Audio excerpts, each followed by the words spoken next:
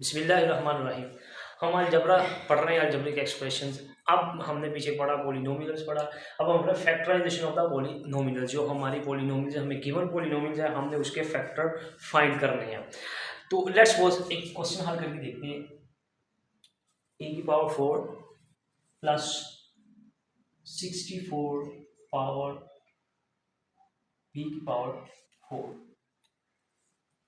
तो कहते हैं कि इस क्वेश्चन को हल करना है और फैक्टराइजेशन इसकी करनी है, और इसकी फैक्टराइजेशन हम बाय फार्मूला और कुछ इसमें तब्दीलियाँ करके करेंगे। सबसे पहले हम देखेंगे कि हमारे पास कौन सी चीज़ गिवन है।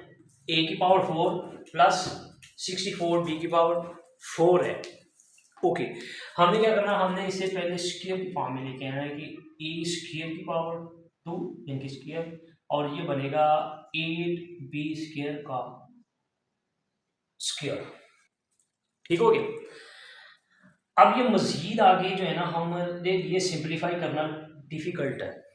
ठीक हो गया, हमारे लिए डिफिकल्ट है सिंप्लीफाई करना। उसके लिए हम क्या करेंगे, हमने देखना है कि हमें कौन सी ऐसी चीज चाहिए कि जिससे हमारा ये क्वेश्चन सॉल्व हो जाए।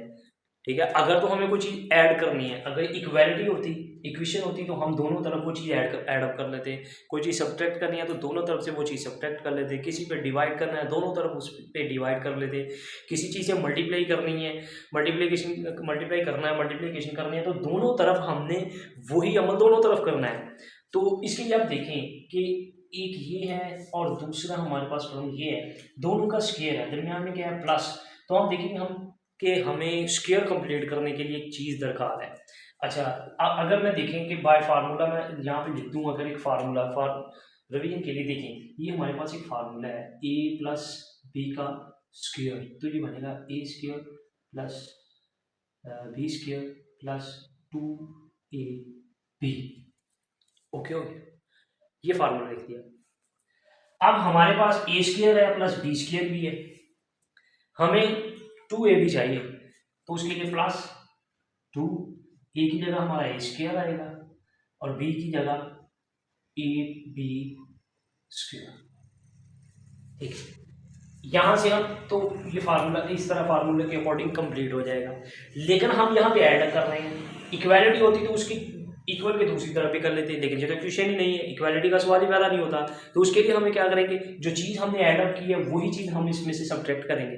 तो हमारी गिवन जो इक्वेशन है उसके ऊपर कोई फर्क नहीं आएगा। एक चीज़ हम डालते हैं और उसी चीज़ को बाद में निकाल लेते हैं, तो वो हमारा जो पलड़ा है, जो तराजू का पलड़ा है, फर्ज करें हमने 1 किलोग्राम का उसमें बाट रखा और फिर उठा लिया। अब दूसरी तरफ जितना भी वजन है तो उसमें कोई चेंजिंग नहीं आएगी। ठीक है ना, लेट्स सपोज 2 किलोग्राम एक तरफ है, 2 किलोग्राम एक तरफ है, तो हम क्या करते हैं, हम 1 किलो बाट इधर डाल लेते हैं, डालने के बाद उसको फिर उठा लिया, तो डिफरेंस वो थोड़ा हिले जुलेगा लेकिन वापस आ जाएगा। इसी तरह हमने इसमें यही किया, 2a स्क्वायर 8b स्क्वायर को माइनस भी कर दिया। अगर देखें तो टेक्निकली ये दोनों कैंसिल हो जाएंगे, हमारे पास यही रहेगा।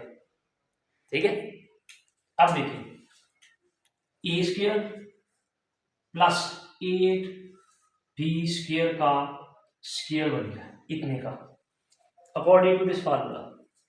ओके हो गया। नेक्स्ट हमने क्या किया, हमने इसको माइनस आ गया 2, ये हो गया 16 ए स्क्वायर बी स्क्वायर, एक अलग से टर्म बन गया हमारे पास। अच्छा, अब गौर से देखना है कि मैं एक यहाँ पे फार्मूला लिखूंगा, अब उसके अकॉर्डिंग, उस फार्मूला के अकॉर्डिंग हम देखेंगे कि इसकी क्या सूरत हाल बनती है। देखिए मैं फार्मूला लिख रहा हूँ, A square minus B square is equal to A plus B और ए माइनस बी। ठीक है, ये फार्मूला मैंने लिख दिया, आपने इसको ज़हन में रखना है। We know this equal this.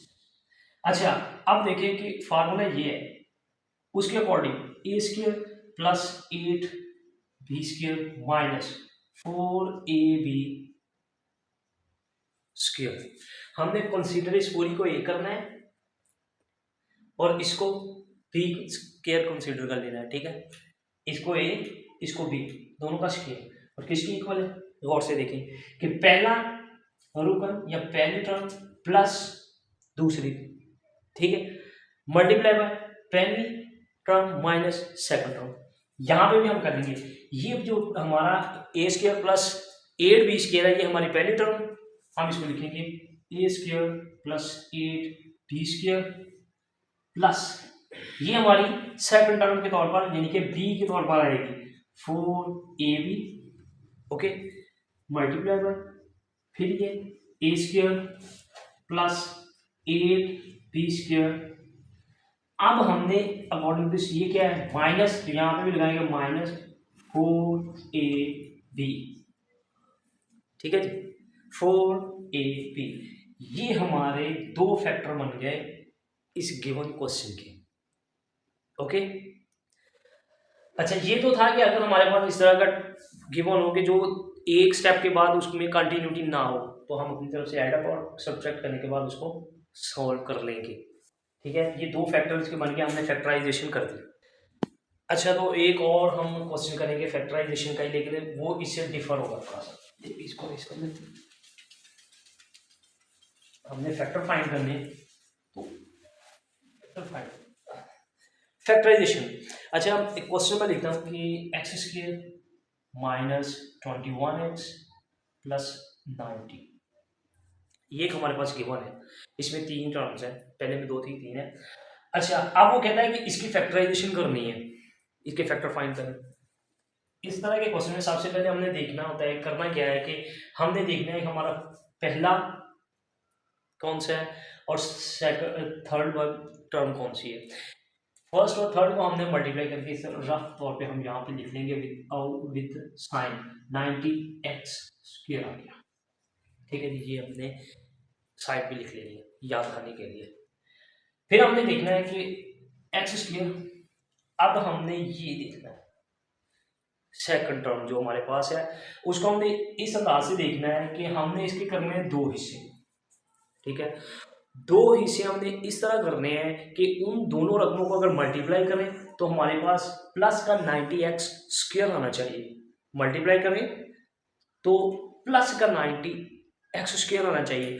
और अगर उन दोनों जो हमने दो बनाने, उन दोनों फैक्टर को अगर हम जमा करें या माइनस करें, जमा या माइनस कोई भी उसमें एडिशन का लगाएं, तो वो हमारे पास माइनस का 21 आना चाहिए, माइनस का 21।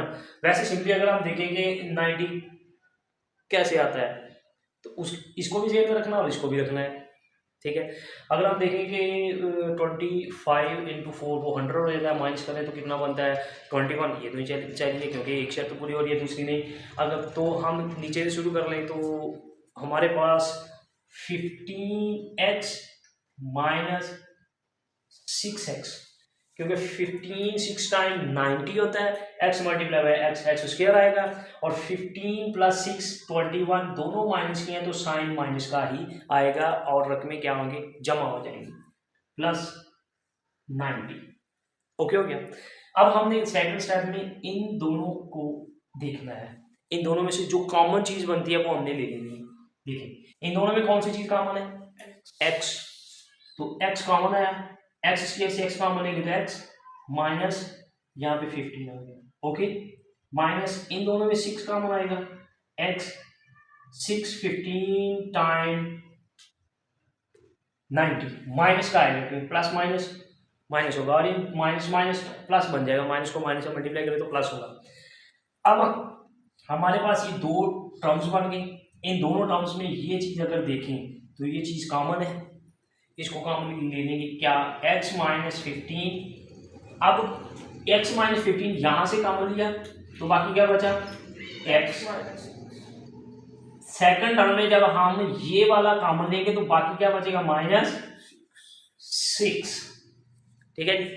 अब इस जो हमारे पास पॉलिनोमियल गिवन है उसको हमने फैक्टराइजेशन कर दिया है, उसके दो फैक्टर बन गए हैं, एक फैक्टर उसका ये है, एक फैक्टर उसका ये है। फैक्टर वो चीज होती है कि हम दोनों को अगर मल्टीप्लाई करें तो हमारे उसकी जो प्रोडक्ट हो वो ये गिवन पॉलिनोमियल हो, उसको अगर इन दोनों को हम मल्टीप्लाई करें ना, ठीक है, तो इन दोनों की प्रोडक्ट वो इस पॉलिनोमियल के इक्वल होगी। तो हमने क्या किया, हमने फैक्टराइजेशन कर दी